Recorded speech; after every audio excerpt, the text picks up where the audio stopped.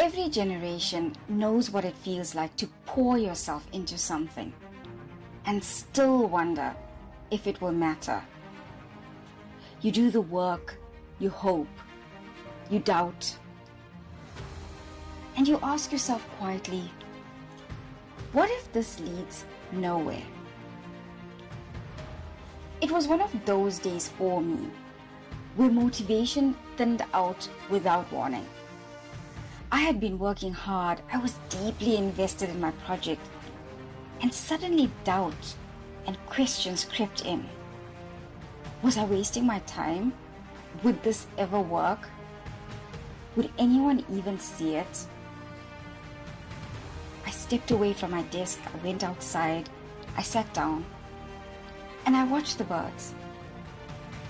That's when I noticed him, a bird, a yellow weaver. He moved with complete focus, back and forth, gathering, weaving, no hesitation, no self-doubt, no checking to see who was watching. He was just building his nest. Later, I learned something astonishing about the weaver. The male weaver builds the nest. Now remember, this nest was going to carry their eggs, their babies. It had to be safe, perfect, secure. And when he's done, it's the female weaver that will come to inspect it.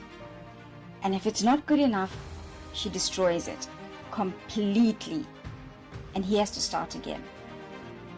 With no anger, no collapse, no quitting, the weaver doesn't build for praise. He builds because it is who he is. Standing there, I felt something soften inside me. How often do we tie our worth to outcomes, to approval, to recognition, across generations? Rejection wears different faces, but it cuts the same. Baby boomers, they rebuild after loss.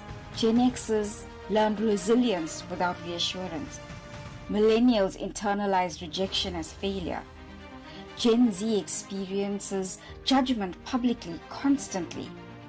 And Gen Alpha will grow up evaluated from childhood. The weaver taught me this. The joy is in the doing and not in the result.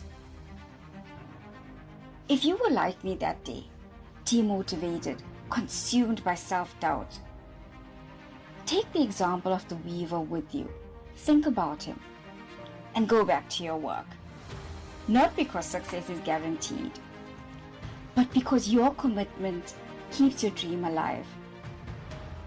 If the weaver can begin again without resentment, why can't you?